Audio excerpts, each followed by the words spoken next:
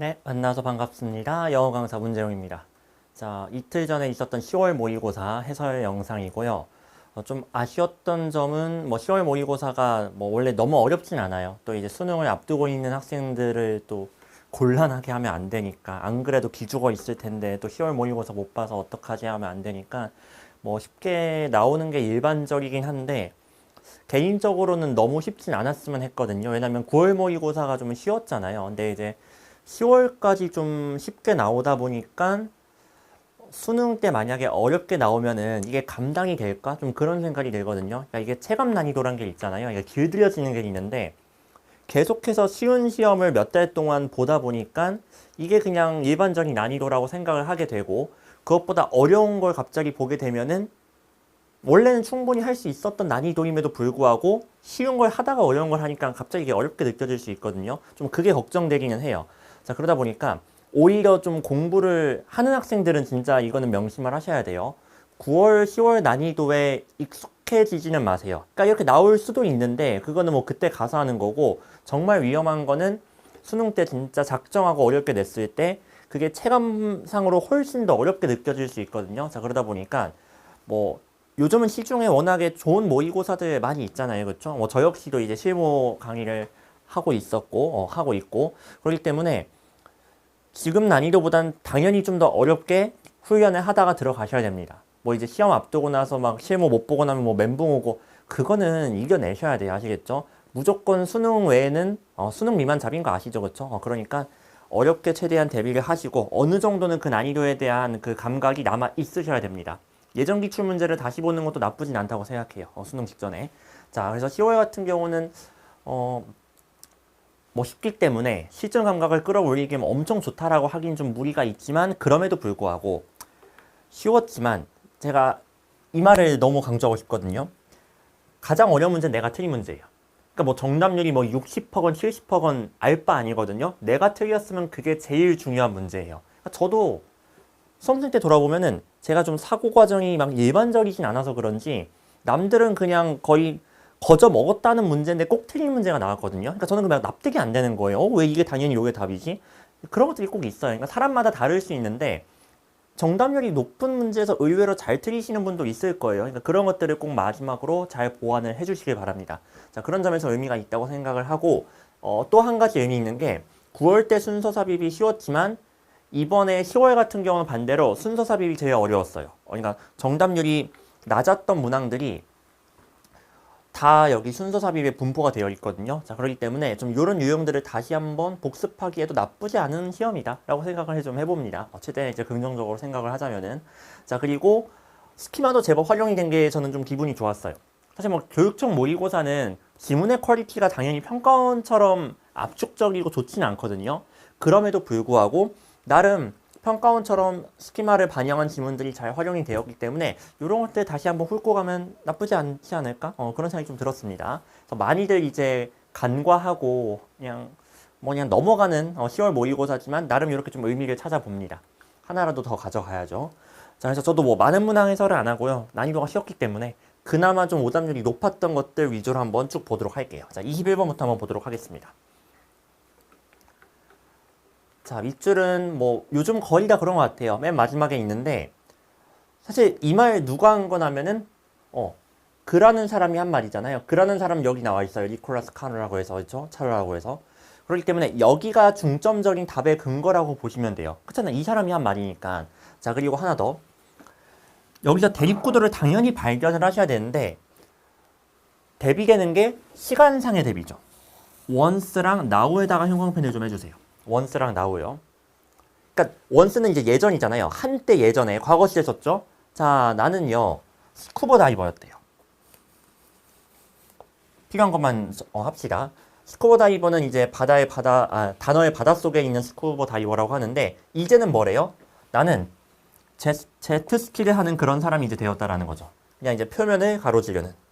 자, 이렇게 스쿠버 다이버랑 제트스키의 대비가 나타나 있는데 그럼 이 글에 제트스키에 대한 내용이 나와 있느냐 하면 그게 직접적인 답의 근거가 되겠죠. 그렇죠? 실제로 그렇게 푸는 거예요.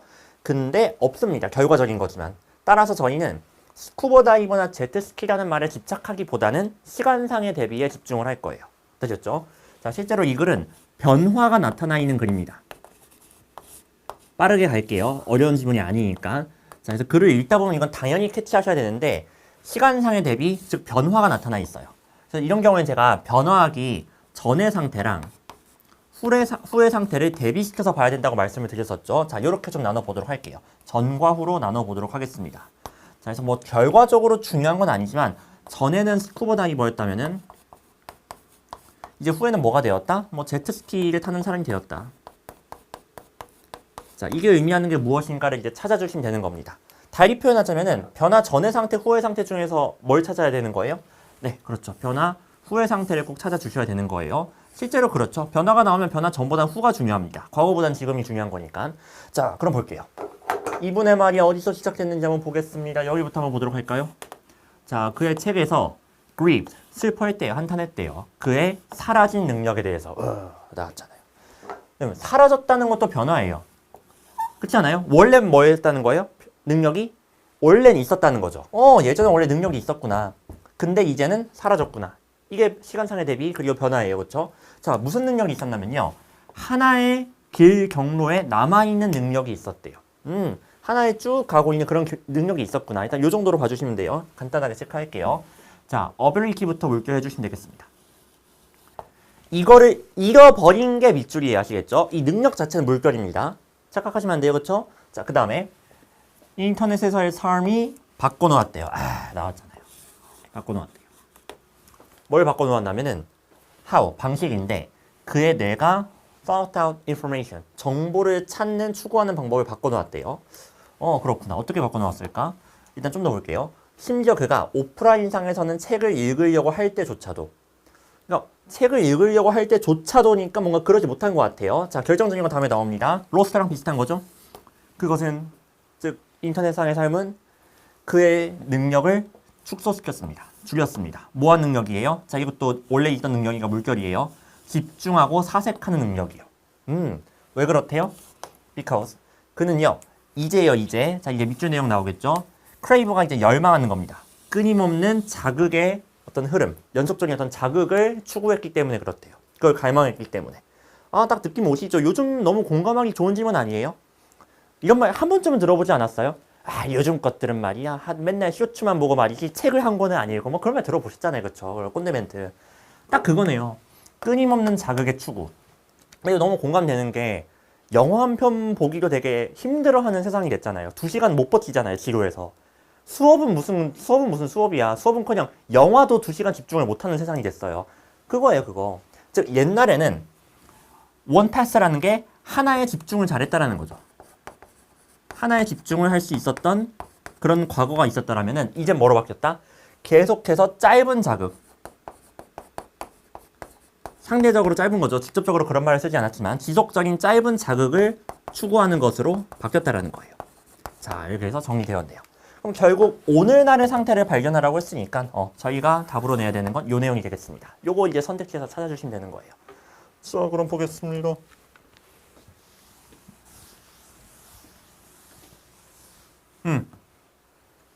하나에 쭉 집중하는 게 아니라 그냥 자극, 그때그때 짧은 자극. 자, 집중하지 못하는 거 어디 나와 있습니까? 여기 나왔잖아요. 요거 constantly being distracted. 정확하게 나와 있죠. 그쵸? 그리고 쌤, 스킨딥 요거 뭡니까? 이게 왜 수박 겉핥기란 말 있잖아요. 그쵸? 딱 피부 정도의 깊이. 즉 얕은 거예요. 얕은 거. 아까 스쿠버 다이버는 어때요? 깊게 잠수를 하잖아요. 근데 제트스키는 어때요? 서피스. 표면에서 그냥 왔다 갔다 하는 거잖아요. 그래서 스킨딥을 썼구나. 연결해 주시면 되는 겁니다. 자, 이 정도는 직관적으로 처리할 수 있기를 바랍니다. 아시겠죠? 자, 뭐 나우도 있고 이건 뭐 너무 완벽합니다. 답은 이제 4번으로 해주시면 되겠습니다. 넘어갈게요. 그 다음 바로 좀 점프해서, 그러니까 주제 제목을 하나 풀까 말까 하는데 정답률이 너무 높아요. 80%. 솔직히 자존심 상해서 못하겠어. 그러니까 내 자존심이 아니라 이것까지 해설해 줘야 돼 여러분한테. 약간 여러분 자존심 상할까 봐. 그쵸? 근데 이제 만약 틀렸다면 당연히 말씀드렸지만 보완은 하셔야 됩니다. 혹시나 필요하신 분을 위해서 잠깐만 좀 말씀을 드리면요. 그러니까 놓치신 걸 좀 체크를 해보세요. 22번 요지 같은 경우는 두 번째 줄, 세 번째 줄에 on the other hand 있죠. 그냥 요거 가지고 해주시면 돼요. 23번도 중간에 however 있죠. 요걸로 해주시면 돼요. 별거 아닙니다. 그 다음에 24번은요. not just but 해가지고 나레이 복비 구조 있거든요. 이거 가지고 이제 주제 잡아주시면 돼요. 할만할 겁니다.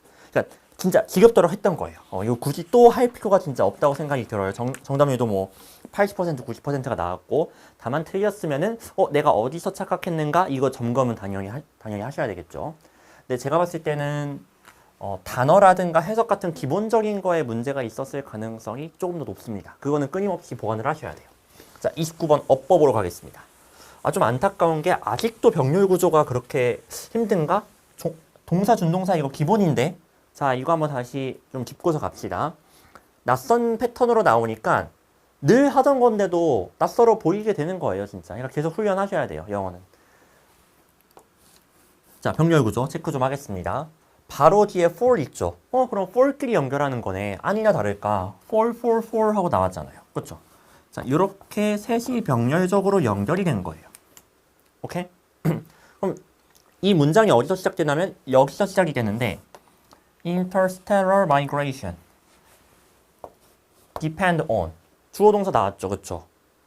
그러니까 별과 별 사이의 어떤 이주는 뭐에 의존한대요? as는 아직이에요. 아직까지는 뭐하지 않은 상상되지 않은 기술에 의존을 한대요. 그리고 1번, 2번, 3번 하기 위한 기술 이렇게 나열된 거예요. 자, 그럼 질문 1번, 2번, 3번에 동사가 나올 수가 있어요? 없어요? 없죠. 이미 depend라는 동사가 나왔잖아요.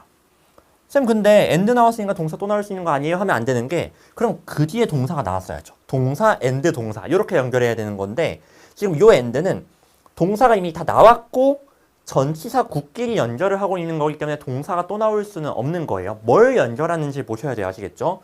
자, 근데 3번 뒤를 보시면은 putting humans into hibernation 인간을 동면에 들게 한대요. 겨울잠처럼 동면에 들게 하는데 그 뒤에는 얘를 수식하는 게 나와야 되는데 last가 나왔잖아요. last가 쌤 형용사도 되지 않을까요?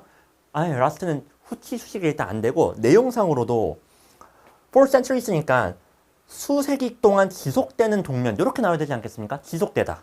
last가 지속되다라는 의미로 쓰일 수 있는 거는 동사밖에 없어요. 얘는 형용사로는 이 의미로 쓰일 수가 없습니다. 그래서 지속되는이 돼야 되니까 동사가 두 개 나올 수는 없으니까 lasting으로 바꿔주셔야 되겠죠. 자, 이렇게 해서 답 2번으로 해주시면 되겠고 자, 그 다음에 4번을 되게 많이 갔는데 난 4번 보고서 오히려 이거는 공부 좀 하는 학생들 특히 내신 공부 진짜 열심히 하는 학생들 뭐 구능 공부 열심히 하는 학생들 틀리겠구나라고 생각은 했어요. 자, 혹시 오히려 모르시는 분들은 이거 아셔야 됩니다. it take 나왔어요. 뭐 생각나야 돼요? 투동사가 생각나셔야 돼요. 그렇죠? 자, 그래서 간단히 정리하자면은 이 다음에 자, take가 나오는데 자, 물론 이제 현재 시점에 s가 붙겠죠. 근데 이제 조동사도 쓰일 수 있으니까 제가 일부러 안 적었어요. 그냥 take가 어쨌든 나옵니다. to이 됐든 뭐 will take가 됐든 would take가 됐든 자, 그 뒤에는요. 어떤 비용이 주로 나와요. 비용이라든가 또는 어떤 시간이라든가 요런 게 나오고 그 뒤에 이제 투동사가 나오는 요런 패턴이 됩니다. 그래서 해석이 어떻게 되냐면은 이 투동사를 하는데 이것이 필요하다. 요렇게 해석을 해주시면 돼요. 지금 필요하다 어디서 나온 거예요? take의 뜻이에요. take가 이게 필요하다라는 의미로 쓰인 거예요. 이전 굳이 해석 안 하셔도 되겠고요. 자, 그러다 보니까 이게 기계적으로 여기 투동사 나와야 되는데 ing 나왔네 틀렸네 요러실 수 있거든요. 뒤에 투동사 있어요. 여기에 도달하는데 우주선이 필요할 것이다. 괜찮잖아요. 근데 무슨 우주선? 이러한 우주선. 수식해 주는 거예요. 됐죠? 뭐 빛의 속도의 1%로 이동하는 우주선. 됐죠? 근데 400년 넘게 이동해야 된다는 거죠. 어쨌든. 자, 그런 우주선이 이제 필요하다라고 봐주시면 되겠습니다. 뭐 해석하기에 따라서는 이걸 뭐 의미상의 주어로 해석할 수도 있는데 저는 뭐 큰 차이는 없다고 봐요. 막 그런 거 따지는 거 별로 안 좋아합니다. 자, 어쨌든 문제 없다라는 거 되셨죠? 투동사가 여기 있기 때문에 문제될 건 없다. 그냥 이 정도로 넘어가 주시면 되겠습니다. 자, 그 다음에 31번으로 가볼게요. 30번도 정답률이 70%라서 그렇게 어렵지 않았을 것 같아서 빈칸 추론 좀 보도록 하겠습니다.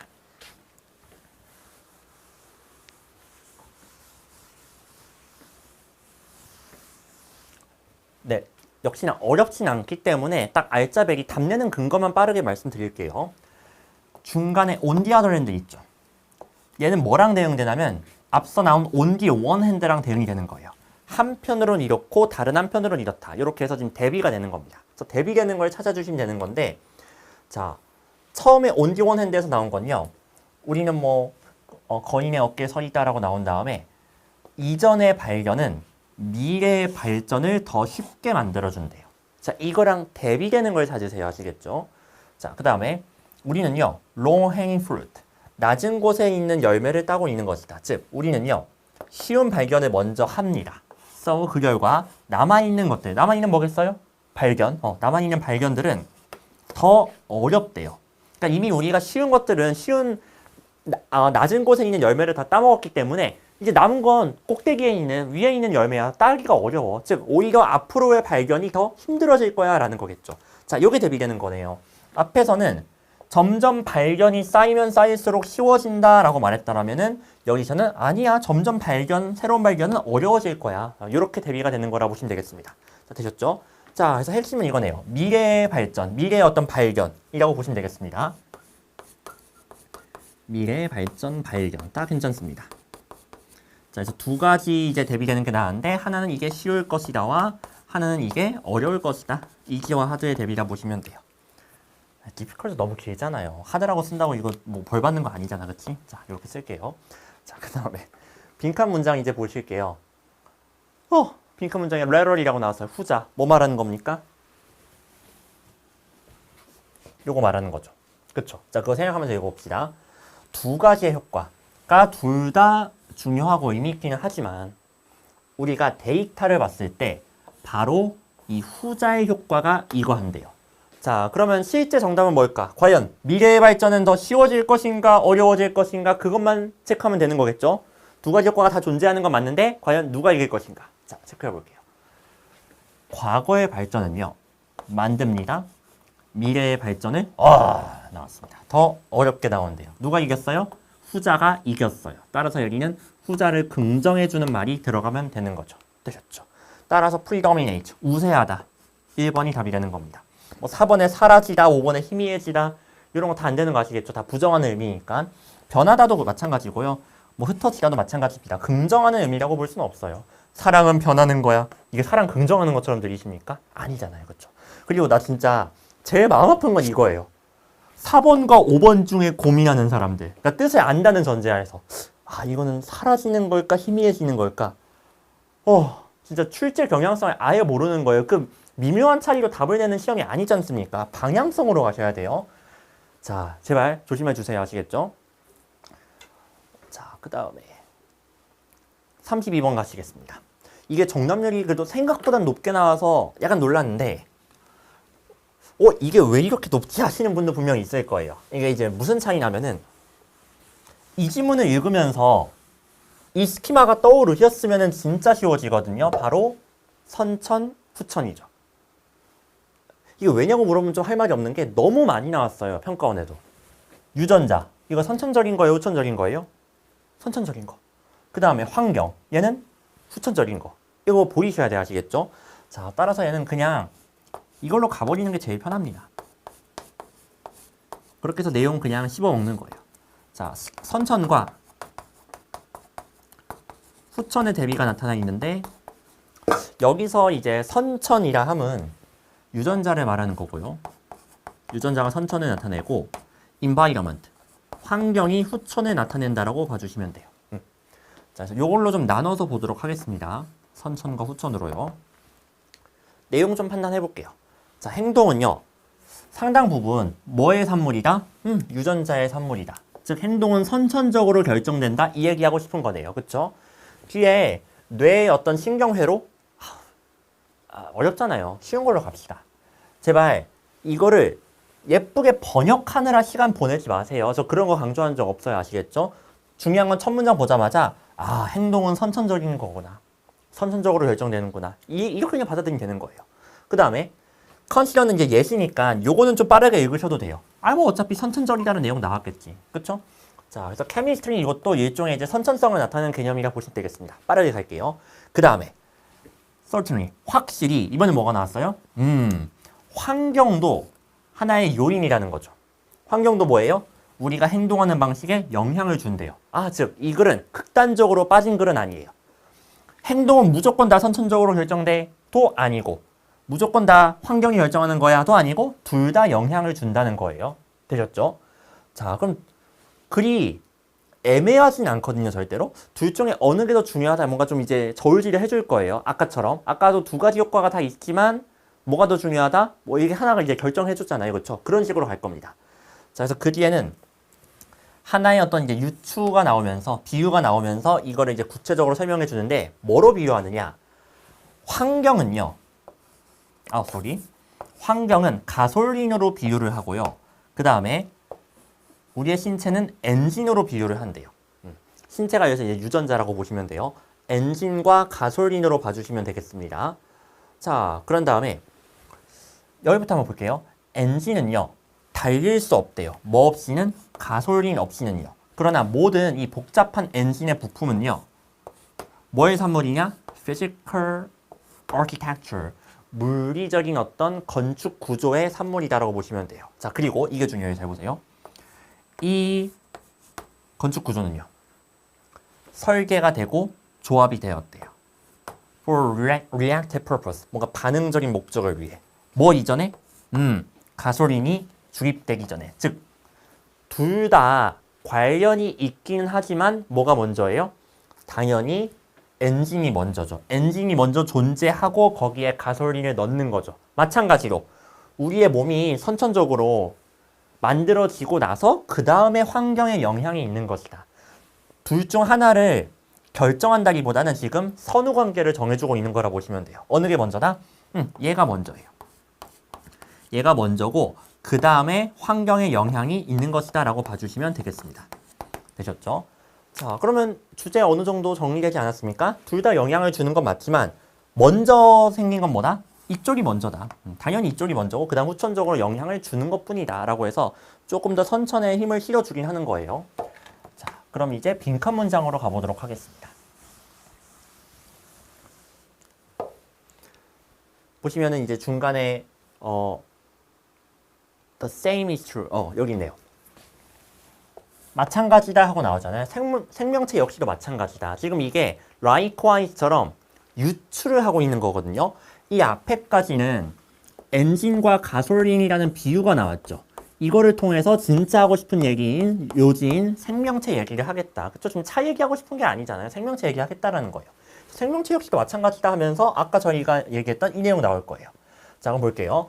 행동이라는 것은 환경에 대한 반응이래요. 오케이, 환경에 반응하는 거 맞습니다. 얘 밑줄이었죠. 우리는 자유의지가 있습니다. 그러나 그 뒤에가 중요해요. 그렇죠?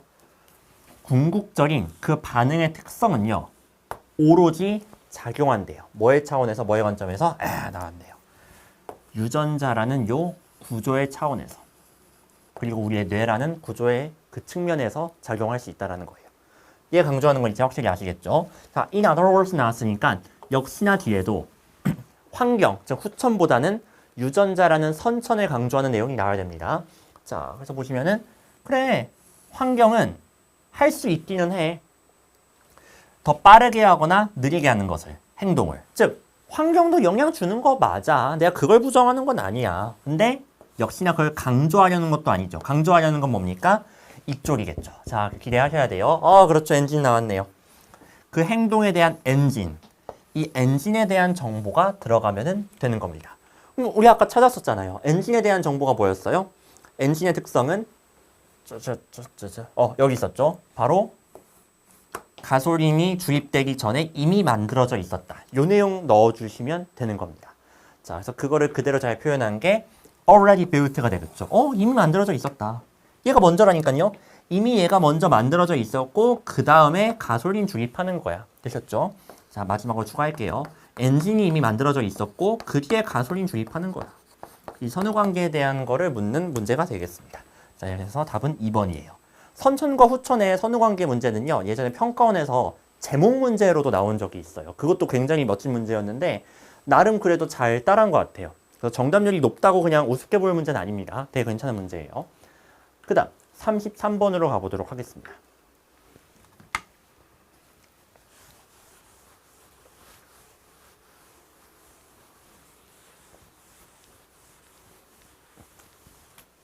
얘도 좀 TMI가 많죠. 그쵸? 막 실험하면서 막 주저리 떠드는데 최대한 중심 내용만 잘 잡는 게 중요해요. 그러니까 의외로 교육청 모의고사에서 시간이 더 부족해 하는 학생들도 있거든요. 그러니까 그게 교육청 모의고사가 워낙 말이 많아요. TMI가 많아요. 근데 그 TMI 다 들어주고 있으니까 시간이 모자란 거예요. 얘 같은 경우도 for example 나왔잖아요. 이거 누가 봐도 TMI잖아요. 이거 왜 다 들어주고 있냐고. 그러니까 읽긴 읽 때 빠르게라도 읽으세요. 아시겠죠? 혹시 뭐 반전이 있을 순 없잖아요. 어차피 예시이기 때문에 그냥 빠르게 읽으세요. 내가 그냥 이해하고 있는 거 체크하는 용도 정도로만 확인하시면 돼요. 아시겠죠? 자, 처음 문장 일단 보겠습니다. 확인해야 되니까. 사회 인지적 혁명, 한 살 때 이 혁명은요, set the stage. 뭔가 이제 기반 무대를 마련해 준다고 합니다. 뭐에 대한? 그 유아의 두 번째 해에 대한. 그러니까 한 살 때 그때 뭔가 좀 이제 인지적으로 좀 잘 커나야 2살 때 뭔가 이제 잘 된다라는 거겠죠. 그렇죠? 자, 여기서 이들은요. 자, 이게 핵심이겠죠. 모방적으로 학습한대요. 온갖 종류의 뭐 도구나 뭐 인공물이나 상징 이런 것들을 학습을 한다고 합니다. 쌤 이게 핵심인 거 어떻게 합니까? 라고 했을 때 그 뒤에도 나오거든요. 따라한다는 내용. 아이가요. 어른이 허리를 구부려서 머리로 뭔가 패널을 누른대요. 그러니까 이게 버튼이라 치면 버튼이니까 손으로 누르면 되는데 굳이 이제 머리로 누르는 거예요. 이거를 이제 아이가 뭐예요? 따라한다고 합니다. follow suit. 자, 이렇게 해서 모방이 핵심이구나. 어른들이 하는 행동을 모방함으로써 아이들이 학습을 하는구나.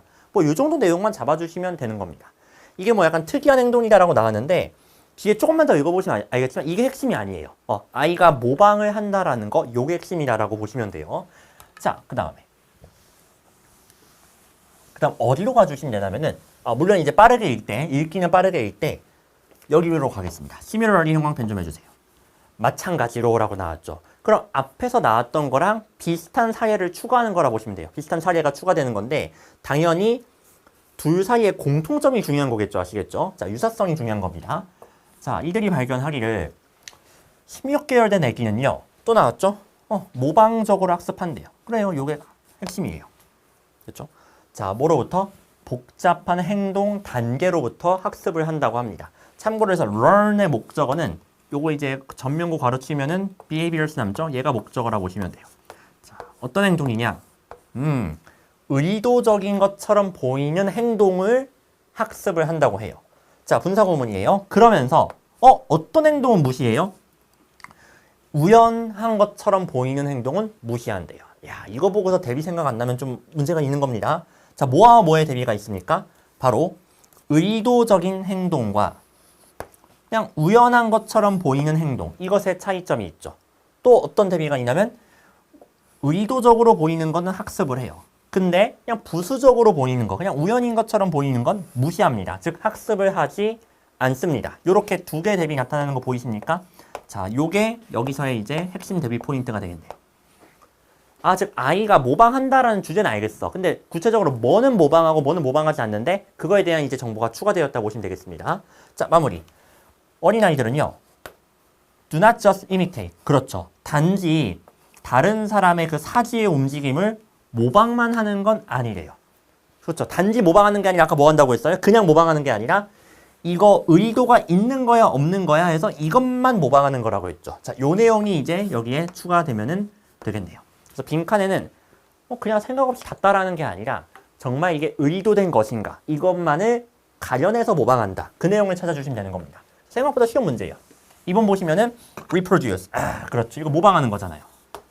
복제하는 거니까 그렇죠. 모방하는 건데 뭘 모방한다고요? 의도된 행동.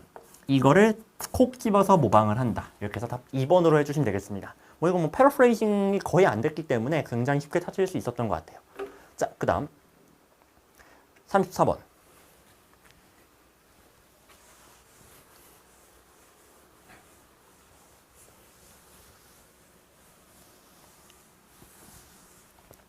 자, 34번 요것도 제법 배울 게 있습니다. 한번 보도록 할게요.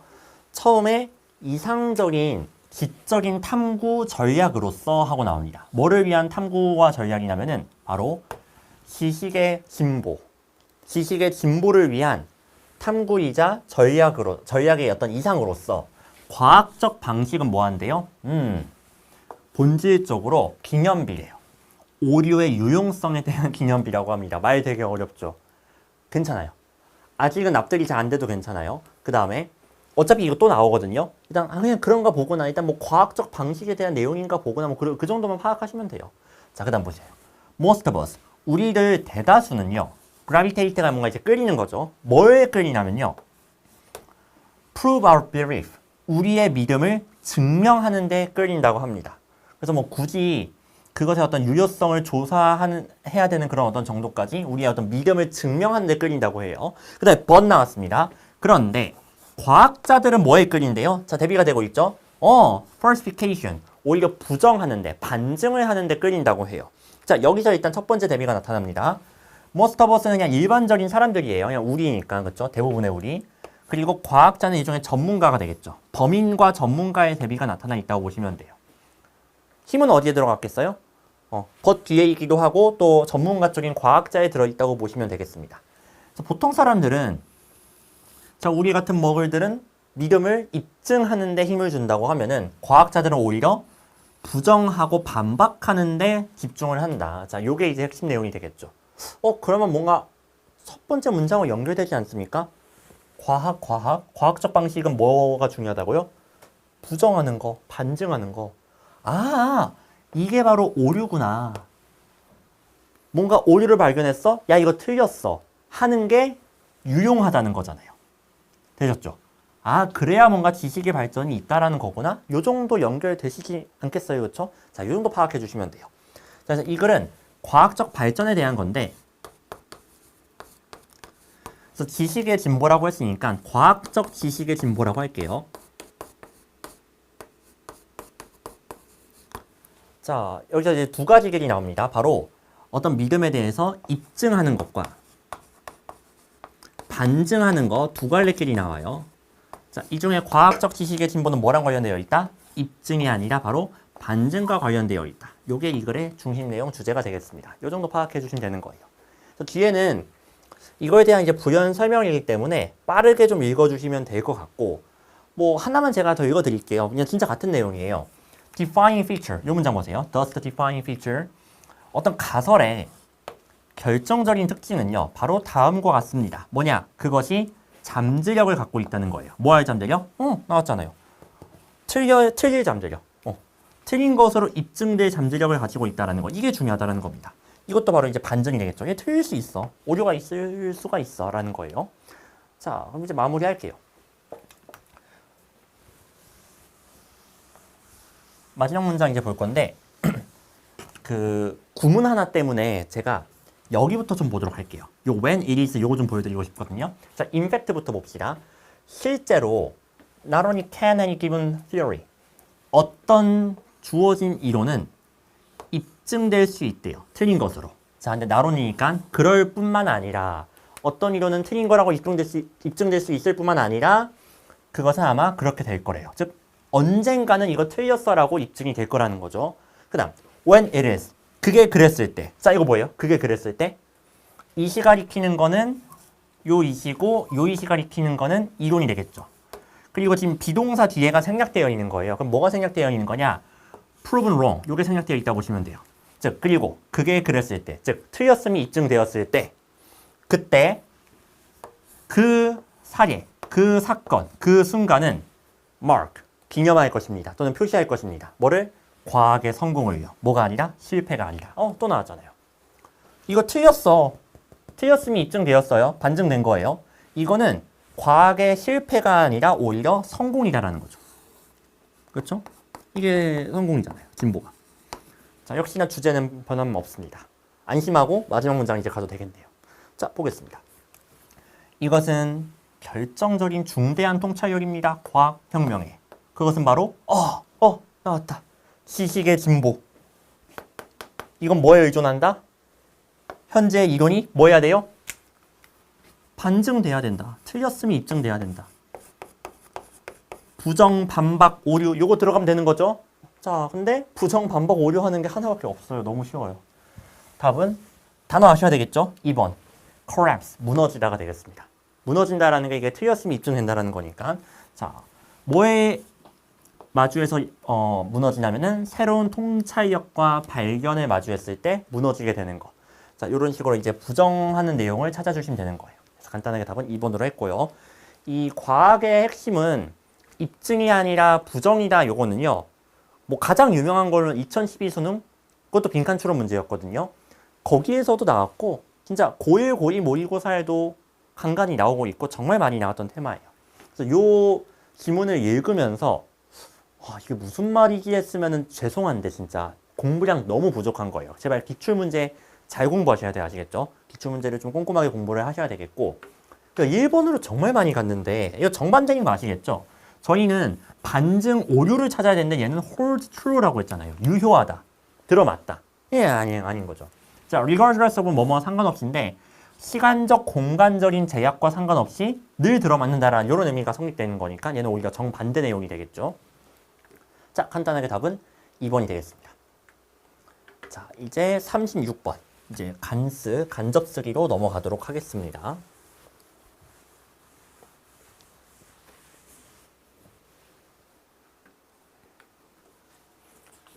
자, 36번은 요즘 평가원에서는 이런 거 기대도 못하죠. 그냥 명시적 단서만으로 답이 그냥 나와버리는 케이스. C 같은 경우는 these people하고 나오잖아요. 혹시 이 people일까? 요런 실수만 좀 안 하시면 돼요. 제가 말씀드린 것처럼 these people이 나왔다고 해서 앞에 people 나오면 무조건 OK가 아니에요. 반드시 내용적으로 점검을 하셔야 돼요. 내용상 이게 맞나? 내용 체크를 하셔야 됩니다. 자, 볼게요. 유아기 때부터 심지어 여러분이 말을 하기 전부터 우리는요, observe, 흡수한대요. 즉 뭔가 습득을 하는 거예요. 어떻게 사람들의 감정을 그들의 행동으로부터 추론을 하는지를 그걸 익힌다라는 거죠. 되셨죠? 즉 여기 나온 사람들은요, 뭐 특별한 사람들이 아니라 그냥 다른 사람들, 나 말고 다른 사람들, 그냥 이런 의미가 봐주시면 돼요. 근데 여기서 갑자기 이 사람들은요, 특출나게 관찰력이 있습니다. 에이, 이거 아니잖아요, 그렇죠? 그러니까 또 다른 사람이 있는가를 확인을 하셔야 되는 겁니다. 바로 C로 가시는 게 아니라. 자, C로 먼저 가는 건 너무 이상해요. 자, 거의 말이 안 되고. 다른 데 이제 체크를 해보면은, A에 people 있잖아요. some people. 자, 그리고 너무 감사하게도 뭐도 있어요? however도 있잖아요. 그런데 몇몇 사람들은 타고난 재능이 있습니다. 감정을 발견하는. 연결되잖아요. 이 사람들은 감정을 딱 캐치해내는 그런 재능이 있는 사람들이에요. 그리고 이 사람들은 관찰력이 좋다. 그럼 괜찮잖아요. 자, 그래서 C는 A 다음에 이어져야 된다라는 거를 저희가 확인을 할 수 있고, 자, B 같은 경우도 however가 있으니까 한번 볼게요. 그런데, 자, however 잘 활용합시다. 우리가 이제 나이가 들면서, 자, 형광펜이요. 이 능력은 atrophy, 주석에 있죠. 쇠퇴할 수 있대요. 앞에 능력이라고 할 만한 거 나왔어요? 주어진 글에? 나왔죠. 앞에서 우리는 다른 사람의 감정을 행동으로부터 추론하는 그 방법을 습득한다고 했잖아요. 근데 이 능력이 나이 들면 줄어들 수 있다. 됐죠? 그리고 여기서 이제 거의 끝났는데 저라면 여기서 그냥 답 내고 빨리 다른 문제 다 풀고 혹시 시간 남으면 읽어볼 거예요. 그때 체크하는 과정에서 이런 것도 체크하시면 괜찮을 것 같아요. 자, 공부를 위해서 봅시다. 주어진 글에서 우리가 말하기 전부터 행동으로부터 사람의 감정을 추론한다고 했죠. 그럼 이 행동은 당연히 말과 대비되는 거예요. 즉 언어가 아니에요. 이런 식으로 이 글은요. 언어와 비언어의 대비가 나타나 있습니다. 우리가 정보를 얻을 때 언어로만 정보를 얻는 건 아니잖아요. 비언어적인 표현을 통해서도 정보를 얻거나 소통이 되잖아요. 그렇죠? 이 대비가 좀 나타나 있다라고 봐주시면 돼요. 언어, 비언어. 자, 근데 이 능력은 무슨 능력입니까? 무슨 능력입니까? 언어적 능력, 비언어적 능력?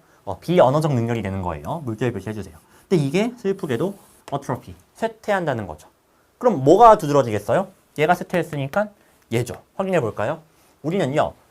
점점 더 집중을 하기 시작한대요. 뭐에? 나왔잖아요. 사람들이 말하는 것에. 뭐 하기보다는 그들이 하는 것보다는. 하는 거 뭐예요? 행동. 이게 비언어잖아요. rather than 나왔기 때문에 요거 가지고 대비 충분히 발견할 수 있습니다. 평가원에서 이렇게 해왔잖아요. 그렇죠?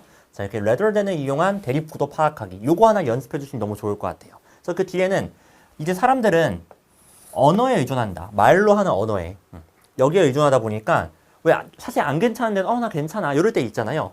그런 이제 말에 집중을 한다라는 거예요. 그 사람의 어떤 행동이라든가 또는 이런 힌트. 사실은 upset, 화나 있다라는 그런 힌트는 무시하고 그냥 나 괜찮아 라는 이제 말에 집중하게 된다라는 거죠. 자, 그럼 A의 however가 왜 나오는지도 알 수 있을 것 같아요. 근데 몇몇 사람들은 이런 감정을 캐치하는 능력이 있대요. 심지어 뭐 할 때도 이것이 unspoken, 말로 표현되지 않았을 때도요. 즉 우리는 일반적으로 나이를 먹으면서 이걸 캐치하는 능력이 떨어지는 게 일반적인데 어떤 사람도 존재한다? 특이하게도 이 비언어적 능력이 여전히 뛰어난 사람도 존재한다라는 거예요. 자, 이게 바로 A에서의 however의 정체가 되겠습니다. 흐름 되게 괜찮죠, 그렇죠? 자, 그래서 B 다음에 A, 그 다음 C. 그래서 답은 2번이다 라고 해주시면 돼요. 언어, 비언어의 대립구도 확인할 수 있는가? 이것도 하나 공부해 주셔야 돼요. 자, 이제 37번. 제일 정답률이 낮은 순서 문제였습니다. 이거 진짜. 뭐 이따가 삽입 문제가 더 정답률이 낮기는 한데 사실 이거 아직 적응 안 됐나? 라는 생각이 좀 들더라고요. 그래서 적응하셔야 돼요. 그럼 처음에 some epistemic feelings 하고 나왔잖아요. 그리고 A에 other epistemic feelings 하고 나왔잖아요. 아니 이거 보면 이거 보여야 돼요. 이거는 이미 평가에 나왔던 거예요. some other 가지고 대비하는 거. 아, 두 종류의 존재론적인 어떤 감정이 이 글에 제시가 되어 있겠구나. 이걸로 나눠주시면 돼요. 그리고 심지어 얘들은 뭐예요 다? 스타터예요. 이 감정은 여기서 처음 언급된 거예요. 얘는 뭐 지문 시작이니까 그럴 수 있다고 쳐도 A 같은 경우는 이 두 번째 타입 other epistemic feelings가 처음 여기서 언급이 된 겁니다. 그래서 요걸로 좀 분류를 해주시면 될 거예요. 되셨죠? 그래서 인식론적인 감정이 두 종류가 나왔구나라고 해주시면 돼요. 자, 그럼 여기까지 일단 세팅해 보겠습니다.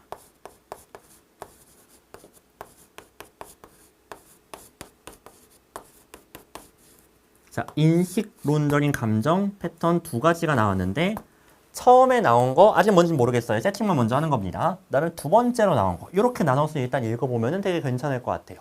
자, 처음부터 봅시다. 어떤 인식론적인 감정은 우리로 하여금 알게 한대요.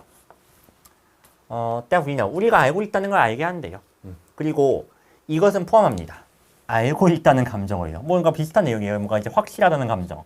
그리고 뭔가 이제 올바름, 교정에 대한 감정, 뭐 이런 것들을 느끼게 한대요. 그래서 뭔가 내가 알고 있구나, 맞구나, 확실하구나 이런 느낌. 이게 첫 번째 인식론적인 감정이라고 보시면 될 것 같아요. 자, 그래서 표시 간단하게 합시다. 우리가 뭔가 알고 있다랑 관련된 감정이라고 보시면 돼요. 뭔가 지식과 관련된 건가 봐요. 그다음 A 볼게요. 다른 인식론적인 감정은요. 우리의 어떤 관심이나 집중을 뭐에 경계하게, 뭐에 집중하게 해요? alert가 뭔가 이제 경보를 울려서 뭔가 깨어나고 경계하게 하다 이런 의미가 있거든요. 자, what we do not yet know. 완전 반대되네요. 우리가 아직은 모르는 것. 여기에 집중을 하게 한다라는 거죠. 자, 차이점 확실해지지 않았습니까? 이 밑줄 첫 번째 유형 같은 경우는 우리가 아는 것. 나 이거 알고 있어. 확실해. 여기에 집중하게 한다면은 두 번째 얘 같은 경우는 알지 못하는 것, 즉 아직은 모르는 것에 집중하게 한다는 거죠. 자, 요런 대비가 나타나 있구나라는 거 체크됐으면 거의 끝났어요. 왜? 이제 우리의 관심사는 B하고 C는 어디에 속해? 이것만 확인하면 되는 거니까 예쁘게 번역을 할 필요도 없거든요. 얘는 첫 번째 유형이야, 두 번째 유형이야? 아는 것에 대한 거야, 모르는 것에 대한 거야? 이것만 찾으시면 되는 거예요. 자, 그럼 볼게요. 이 감정은요. 다음 사실에 여러분을 뭔가 집중하게 한대요. 놀라게 한대요. 뭐냐? 이거 중간에 대시는 건너뛸게요. 여러분의 현재 그 지식 덩어리가 did not prepare. 준비하지 않았대요. 여러분을 대비시키지 않았대요. 뭐에 대해서? 여러분이 놀라게 하거나 좀 여러분이 궁금해하는 것에 대해서. 그러니까 내가 궁금해한다는 건 모르는 거죠. 모르는 건데 거기에 대한 대비가 안 되어 있대요. 확실하잖아요. 요거네요. 모르는 것에 대한 거. wonder이란 표현도 나왔고 did not prepare도 나왔고 자, 이건 확실하게 물결이 되겠습니다. 그래서 wonder. 모르는 거, 궁금해하는 거. 그쵸? 자, 그 다음에 C를 볼게요. You feel sure that. 여러분은 다음과 같이 확신합니다. 1666이 다음 질문에 대한 답이라는 것을 확신합니다. 그러니까 뭐 언제 런던 대화제가 발생했나요? 1666년이요. 이거는 확신한다고 했으니까 아는 거 아니에요? 밑줄이죠. 그래서 다음 문장에도 여러분이 알고 있다는 것을 느끼면서라고 나왔잖아요. 이건 확실하게 알고 있는 것에 대한 내용이라고 보시면 되겠습니다. 되셨죠? 그래서 이것은 it's not unfairy.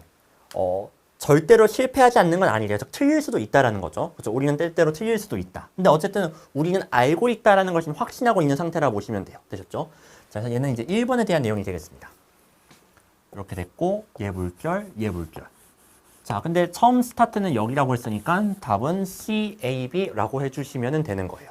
여기서 혹시 이런 또 질문 나올까봐 쌤, 아니 틀릴 수 있다고 했잖아요. 근데 이거 안 짚고 넘어가도 되는 겁니까? 라고 했는데 지금 C에서 A로 넘어가고 있죠. 그 과정의 일종의 징검다리라고 보시면 돼요. 그러니까 우리는 뭔가 나 이거 알고 있어. 확실해. 라는 그런 감정을 갖고 살지만 그게 100%는 아니라 틀릴 수 있다. 그렇죠? 실제로 그렇잖아요. 내가 알고 있는 게 사실 틀린 거일 수도 있잖아요. 그러다 보니까 이제 다른 종류의 인식론적인 감정이 있는데 이건 너가 아직 모르는 거. 그거에 대해서 좀 경계를 하게 한다. 거기에 집중하게 한다. 이런 흐름이라 보시면 돼요. 그래서 정말 잘게 따지자면은 여기에 물결 내용이 살짝 있을락말락한 것도 어떻게 보면 맞아요. 뭐 이렇게 분류해도 상관은 없을 것 같습니다. 크게 상관없을 것 같은데 저희가 지금 뭐 철학하는 것도 아니고 중요한 거는 그냥 other some 가지고도 딱딱딱 분류하는 거. 이것만 가지고도 문제는 너무 쉽게 잘 풀린다고 봐주시면 될 것 같아요. 되셨죠? 자, 저는 수능 강사고요. 수능 영어 강사이기 때문에 딱 이 정도에서 끝냈으면 좋겠어요. 아, 두 종류 나왔구나. 그래서 얘 어디에 속해 하고 같은 것끼리 연결하고 깔끔하고 좋잖아요. 저는 이 정도로 끝냈으면 좋겠어요. 저도 깊이 있게 분석하면 분석할 수 있는데 실제 시험장에서 이거 어떻게 합니까? 쓸모 없잖아요. 그래서 굳이 안 하는 것 뿐이에요. 자, 딱 제가 필요한 선까지만 가주시면 되는 겁니다. 자, 믿고 해주세요. 그 다음 38번. 제가 웬만하면 문제욕을 잘 안 하는데 38번은 사실 좀 선 넘은 것 같아요. 이거는 평가원의 고난도 삽입 문제를 대비하는데도 그렇게까지 도움이 될 것 같지는 않습니다. 다만 해설은 할게요. 해설은 하되 글쎄 굳이 이렇게까지? 좀 그런 생각은 들더라고요. 자, 일단 주어진 문장에 벗이 있기 때문에 얘를 최대한 활용을 해주셔야 돼요.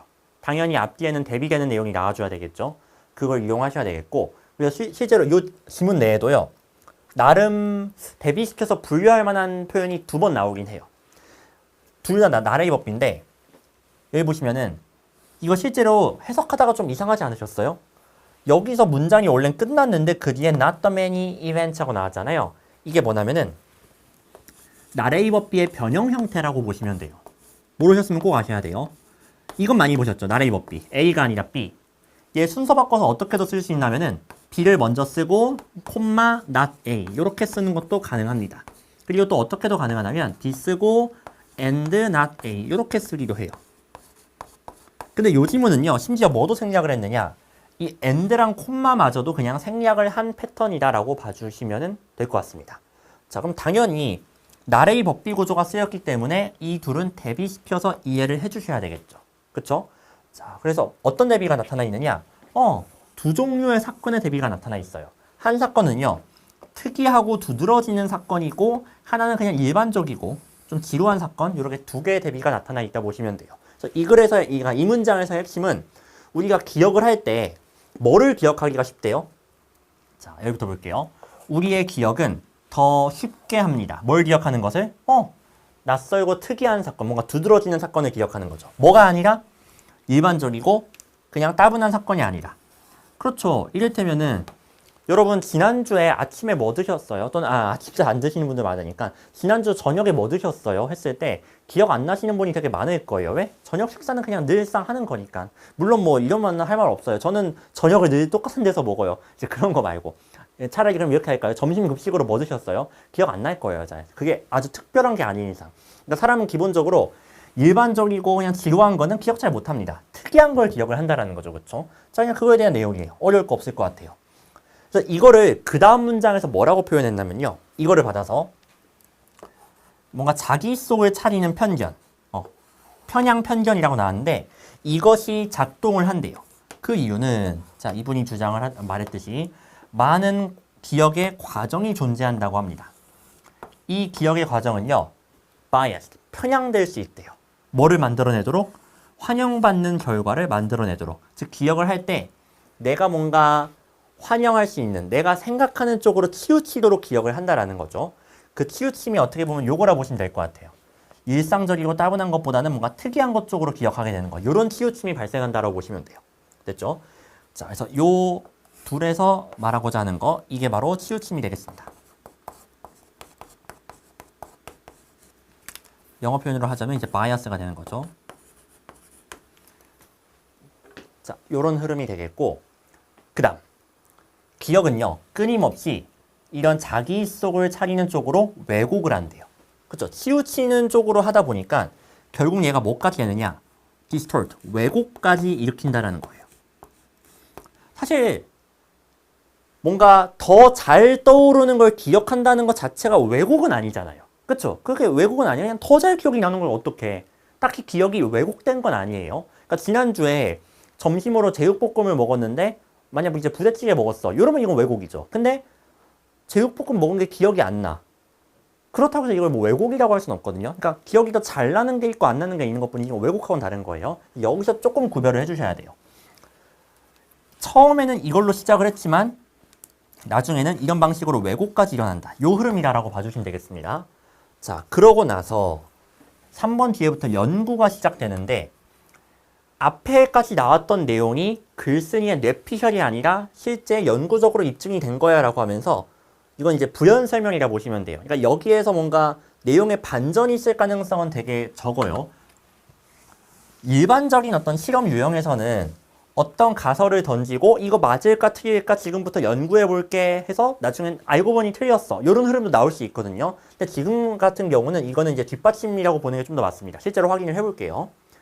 자, 한 최근 연구가 주장하기를 여러 형태의 인지적 편향은요. 나왔잖아요. 유발한대요. 뭐를?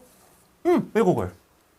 반전 없어요. 그렇죠? 앞에 거에 대한 연구를 이제 들이내미는 거예요. 인지적인 어떤 편향 치우침이 있는데 이게 뭐까지도 유발하냐 심지어는 왜곡까지도 유발할 수 있다. 이도를 구별해 주세요. 얘가 원인, 얘가 결과입니다. 구별하셔야 돼요. 자, 그리고 이것은요. 다시 해서 bearing on. 영향을 준대요. 이론에다가. 자, 어떤 이론이냐면은 뭔가 이제 안건을 설정하고 준비하고 뭔가 이제 구성하는 그런 거에다 이제 영향을 준대요. 뭔 소리래? 이해 안 갈 거예요. 그렇죠? 그리고 이것은 다음과 같이 주장합니다. 뭐냐? 사람들이 respond to the news, 뉴스에 반응하는 이 방식은요. 크게 영향을 받는데요. 뭐에 의해서? 쉽게 즉시 접근 가능한 것에 의해서. 뭐로부터? 그들의 기억으로부터. 잠깐만요. 쉽게 기억으로부터 접근 가능하다. 이게 무슨 말이에요? 기억으로 접근 가능하다? 잘 떠오른다는 거죠. 아까 잘 떠오르는 거 뭐였어요? 눈에 띄는 거. 그러니까 일반적인 거는 잘 기억에 안 떠오르지만 특이한 거. 이게 기억이 잘 난다고 했잖아요. 이것에 의해서 영향을 많이 받는다는 거예요. 뭐가? 사람들이 뉴스에 반응하는 방식이요. 여기까지 되셨죠? 아까 나왔던 요 치우침 내용이 한 번 더 나왔네? 요 정도로 일단 정리해 주시면 되는 겁니다. 그 다음, 그러한 경우에 it may be a manipulation, 조작이래요. 뭔가 조작이나 조종. 뭐에? 그 개개인의 머릿속에 있는 기억의 조작, 조종이래요. 그 다음에 나온 요 대신요, 강조 구문의 대시라 보시면 돼요. 자, 그러니까 사실상 요 manipulation이 주어고 그 뒤에 나온 primes, frames, set가 동사고 어젠다가 목적어인 구조라고 보시면 되겠습니다. 바로 이 기억에 대한 조작, 조정이 아까 나왔던 그 안건을 준비, 구성, 그리고 설정하는 그런 이제 역할을 해준다라는 거죠. 뭐가 아니라, 자, 콤마 하나 나왔죠? 원래 뉴스 스토리가 아니라. 아까는 일반 기억과 일반 사건과 특이한 사건의 대비가 나타났잖아요. 이번엔 뭡니까? 원래 뉴스 스토리와 원래가 아니라 뭐예요? 조작된 거. 이렇게 대비가 돼야 돼요. 자, 다시 A, B는 서로 대비가 될 수밖에 없어요. A의 남자면은 B에는 무조건 여자 들어가야 돼요. A에는 남자인데 B에는 돈 많은 사람 뭐 이러면 안 돼요. 말도 안 돼요. A에는 여자인데 B에는 동물 이거 안 돼요. 서로 대비가 돼야 돼요. 따라서 이걸 어떻게 읽으셔야 되느냐? 다른 색깔로 다시 표시할게요. Original news story. 얘가 밑줄이라고 했을 때 manipulation이 물결이 되는 거죠. 얘는 오리지널이니까 그 뉴스의 원본이에요. 원래 손상되지 않은 상태 그대로. 근데 머니퓰레이션은 뭐예요? 조작이니까 얘는 변형본이에요. 변형본?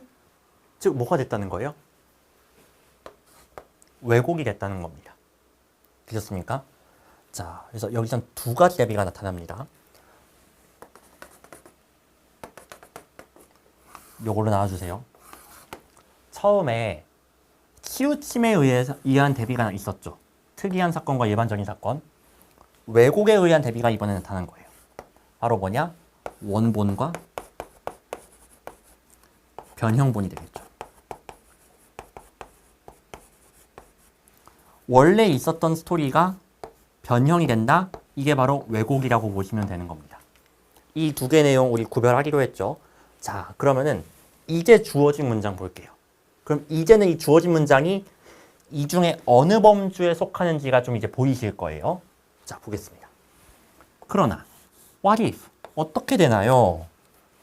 그 뉴스 스토리, 그건 아니죠. 그냥 뉴스 스토리에 대한 기억이 are faulty. 잘못되었으면 어떻게 되나요?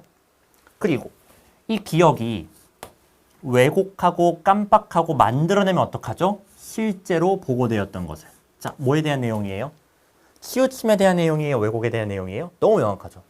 fault도 있고 distort가 있어요. 왜곡에 대한 내용입니다. 따라서 주어진 문장은 요 범주 안에 속해야 되는 거예요. 요 내용과 같이 붙여서 써주시면 되는 겁니다. 되셨죠? 그리고 앞에 보면은 그 바이어스에 대한 내용이 나왔는데 그 뒤에 갑자기 그러한 경우에 하고 나올 수가 없겠죠. 그쵸? such cases라고 했기 때문에 앞에는 이 왜곡의 사례가 나와줘야 돼요. 왜곡되고 있는 사례가 나와야 되기 때문에 그래서 답이 5번인 겁니다. 괜찮으실까요? 다시 such cases는 왜곡되고 있는 경우 사례예요. 근데 앞에는 요것만 나왔어요. 이거 나온 적 없어요. 근데 주어진 문장에 마침 얘가 있네. 그래서 5번에 들어가야 된다는 거죠. 괜찮? 근데 글쎄요. 저는 깔끔하다고 생각하지는 않아요. 근거가 있기는 있어요. 나름. not이 2번 나왔기 때문에 이 두 개가 서로 다른 범주구나 라고 할 만한 힌트가 있었던 건 맞는데 글쎄요. 이거는 좀 너무 많이 가지 않았나. 좀 선을 넘지 않았나 생각을 해봅니다. 뭐 한번 공부해 봅시다. 언젠가는 평가원도 이 정도까지 내는 날이 올까요? 좀 이제 뭐 기대를 한번 해볼게요. 자, 이렇게 해서 38번까지 했고요. 39번 3인 문제 마무리 해볼게요. 이거 정답률 죄송한데 좀 잘못 써졌어요. 45%입니다. 쏘리. 자, 주저리 얘도 막 되게 말이 많은데 그렇게 어려운 문제는 아니에요. 딱 봐도 이거 뭘 가지고 풀어야 되느냐? 별다른 단서가 없죠. 주어진 문장에 also 가지고서 풀어주시면 되는 겁니다.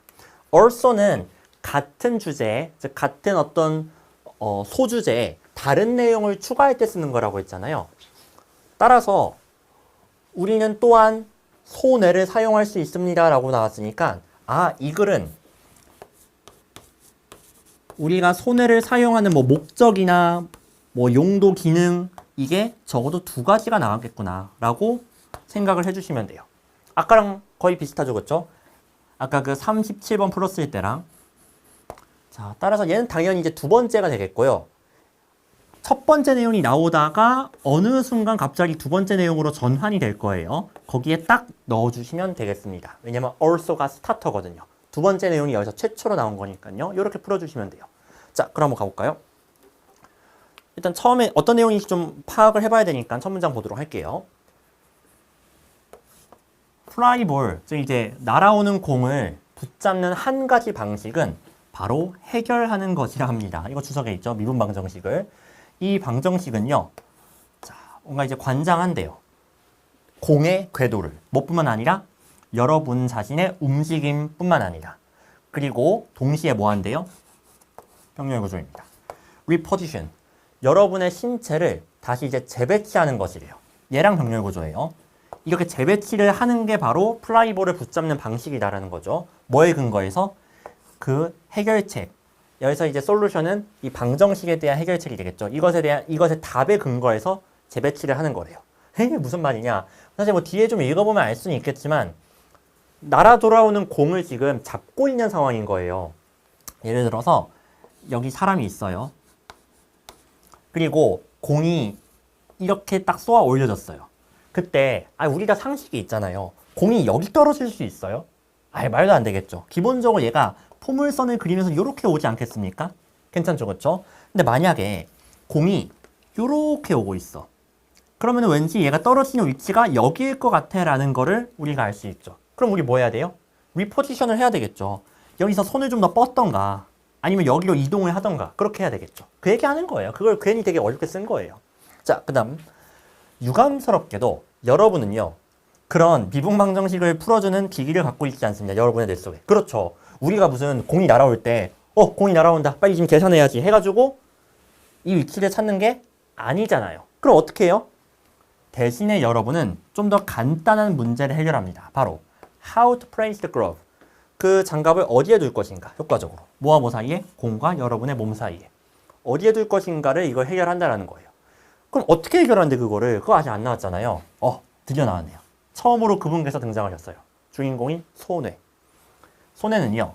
가정한대요. 여러분의 손과 공이 should appear. 등장해야 한다고요. in similar relative position. 유사한 상대적인 위치에 등장해야 한다고 그렇게 가정을 한대요. 그 각각의 붙잡는 것에 대해서. 그러니까 이게 무슨 말이냐. 공이 이런 식으로 왔을 때는 여기 있으면 됐었어요. 여기 있으면 됐었어요. 거기에 대해서 공이 살짝 높아지니까 좀 더 앞으로 가야 되네. 공이 더 높아지니까 좀 더 앞으로 가야 되네. 어때요? 상대적인 거죠. 그러니까 내가 이 자리에서 공을 잡은 경험이 있으면은 공이 좀 더 높게 뜬다? 그럼 내가 조금 더 앞으로 가면 되겠네? 더 높게 뜬다? 좀 더 앞으로 가면 되겠네? 그냥 이렇게 상대적인 위치로 파악하면 된다는 거예요. 매번 공이 뜰 때마다 미분 방정식을 머릿속으로 계산할 필요가 없다라는 거죠. 자, 그냥 그거에 대한 내용이 되겠습니다. 자, 그래서 손해가 하는 역할이 일단 나왔어요. 공이 오는 위치, 이거 상대적인 그 위치를 파악하게 도와주는 뭐 그런 역할을 좀 하는 것 같아요. 그렇죠? 자, 일단은 이게 일단 첫 번째 기능이 나왔다고 보시면 되겠고요. 그래서 요거 일단 밑줄 표시해 주세요. 일단 표시해 놓는 게 좋을 것 같아요. 어느 정도로 써먹을지 모르겠지만 그 다음 만약에 공이 너무 빨리 떨어지고 여러분의 손이 너무 천천히 다가간다면은 그렇다면은 그것은요. 여러분의 손을 움직이도록 지시할 거래요. 더 빠르게. 뭐 하도록? 그 익숙한 상대적 위치와 일치하도록요. 자, 이 시간이 키는 거는 앞에 나왔던 이 손해라고 보시면 되겠습니다. 손해가 야 거기 있으면 공 못 받아. 너 지금 손 너무 느려. 빨리 조금 더 앞으로 가도록 해. 이렇게 명령을 내린다라는 거예요. 자, 그런 식으로 손해가 뭐예요? 명령을 내린다고요. 지시를 한다고요. 디렉트 한다고요. 그걸 이렇게 표현한 거죠. 손해에 의한 이런 단순한 행동. 뭐 하는 행동? 맵이 여기서 연결하다는 뜻입니다.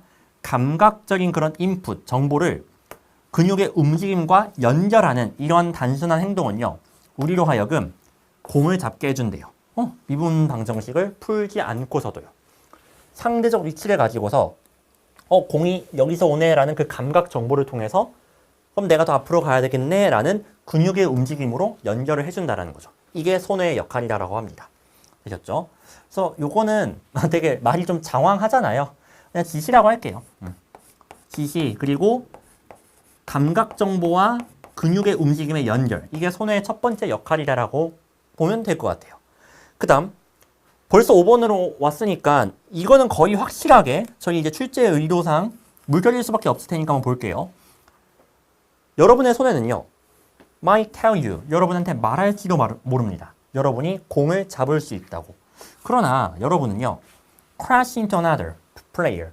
다른 플레이어랑 충돌할 가능성이 있대요. 그래서 어쩌면 여러분은 그 행동을 취하지 않아야 합니다. 이런 내용이 나왔어요. 자, 여기까지 잠깐 정리. 처음에 손해의 역할이 2번 뒤에서 나왔죠. 근데 그 역할이 5번 앞까지도 안 끝났어요. 그러니까 이게 다 똑같은 내용이에요. 요 내용이에요.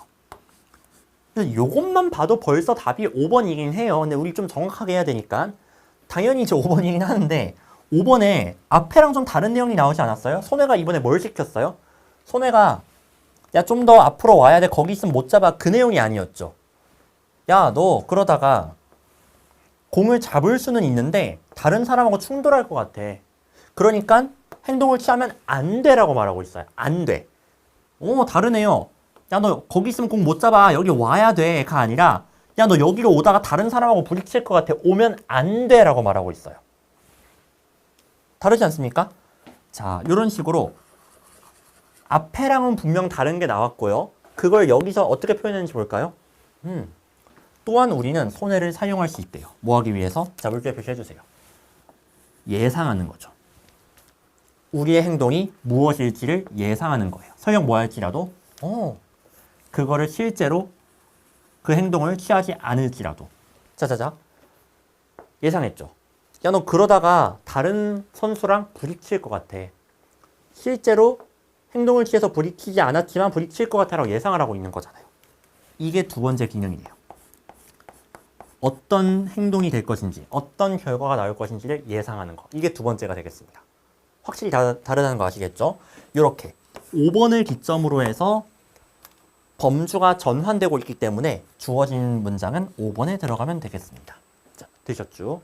전형적인 얼소를 이용한 풀이법이 되겠습니다. 그래서 얼소 이용한 풀이법은요, 평가원에도 워낙 잘 나오기 때문에 이거 한번 다시 복습하기에 너무 괜찮았던 것 같아요. 자, 우리 10월이라고 제발 무시하지 말고 얻어갈 거 얻어갑시다. 자, 이제 마지막 40번이 되겠습니다. 야, 이 정답률은 근데 이건 진짜 납득할 수가 없어요. 뭐 단어가 약한 것도 아닌 것 같은데 다른 문제 보면은 어떻게 된 거죠? 시간이 부족한 건가?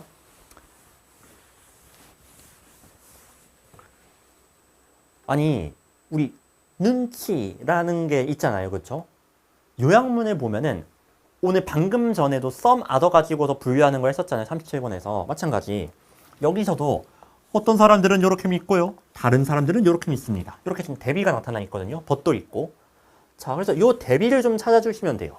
그럼 이게 어디에서 나타나 있느냐? 첫 문장 볼게요. 철학적인 관심인데 시에 대한 관심이네요. 이 시에 대한 관심은 지배되어 왔습니다. 뭐에 의해서? 의문에 의해서. 뭐에 대한 의문이냐면은 시라는 것이 도와줄 수 있는가 없는가가 되겠죠. 그렇죠? 철학적인 사고를 도와줄 수 있는가 없는가. 그리고 철학적인 탐구를 촉진할 수 있는가 없는가에 대한 이 질문. 여기에 지배를 당해왔대요. 그럼 답이 두 가지 아니겠어요? 도와줄 수 있어. 도와줄 수 없어. 이 두 가지로 나뉘겠죠. 그러고 나서 이러한 초점은요, 반영한대요. 전통적인 철학자들, 뭐 이 사람들 나옵니다. 포프 같은. 이 사람들이 잠시만요.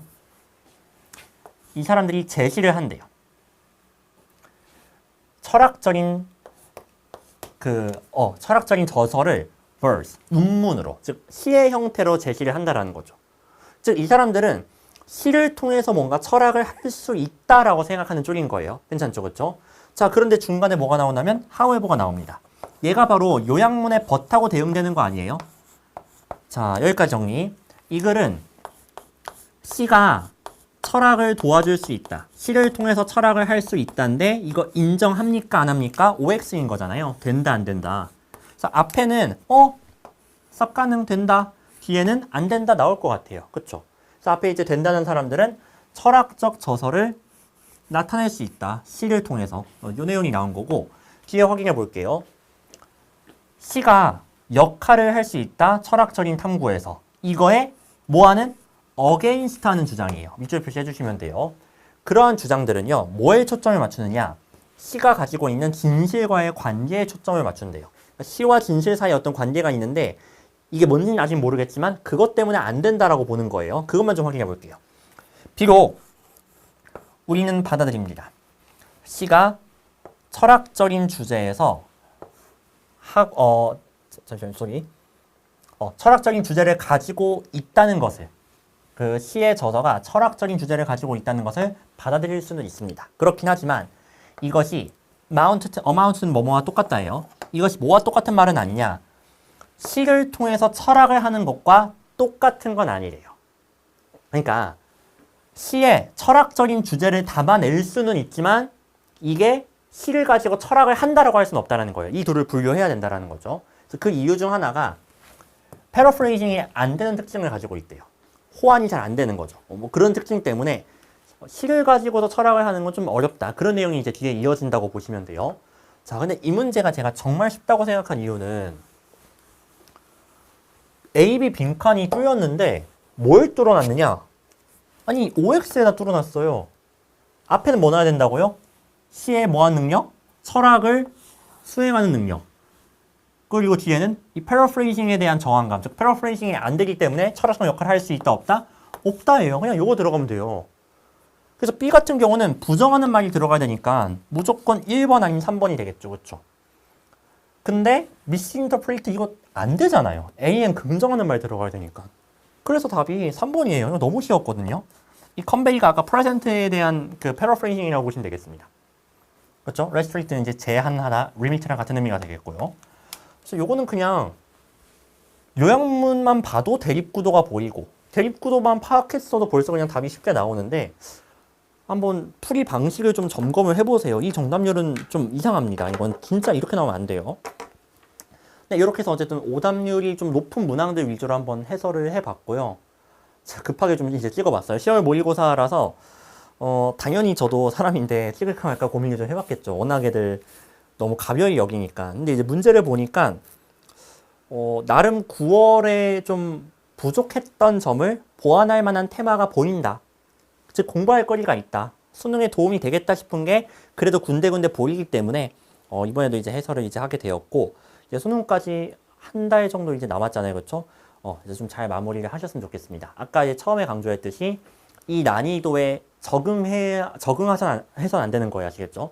이 난이도가 너무 익숙해지시면 안 되고 충분히 어렵게 나올 가능성도 생각은 하셔야 됩니다. 일단 9월보단 당연히 어렵게 나올 게 너무 확실하기 때문에 근데 이제 출제위원들께서 힘 조절을 못 해가지고 9월보단 좀 쉽게 내야 되겠다 해서 좀이라고 생각했던 게 좀이 아닐 수 있거든요. 그러니까 그거에 대한 대비를 좀 하시는 게 좋아요. 그러니까 수능 역사를 보면 늘 그래요. 살짝만 올려야 되는데 그 살짝이 안 될 때가 있어요. 악살 확 밟아버릴 때가 있거든요. 그러니까 제발 6월 생각합시다. 아시겠죠? 작년 기출까지도 잘 봐주시고 특히 이번에 선지가 너무 쉬웠잖아요. 너무 쉬웠지만 선지를 가지고서 되게 꼬을 수 있는 케이스도 분명 존재하기 때문에 작년 기출까지는 끊임없이 보셔야 됩니다. 아시겠죠? 거기에 계속해서 노출을 시키세요. 자기 자신을. 여기에 노출시키지 마시고 요거는 나의 약점만 그냥 한두 번 점검하시면 되니까 오히려 6월과 작년 기출 아시겠죠? 그거를 남은 한 달 동안 계속 좀 접하시면서 실무 풀고 그거 한번 접하고 이렇게 좀 병행을 하시는 게 베스트일 거예요. 아시겠죠? 자, 그렇게 해서 좀 수능 때 영어 좋은 결과 있기를 바랍니다. 자, 이상으로 영어 강사 문제영이었고요. 뭐 학생분들은 해당 사항 없겠지만 이제 수능 해설 강의 때 또 뵙도록 하겠습니다. 감사합니다.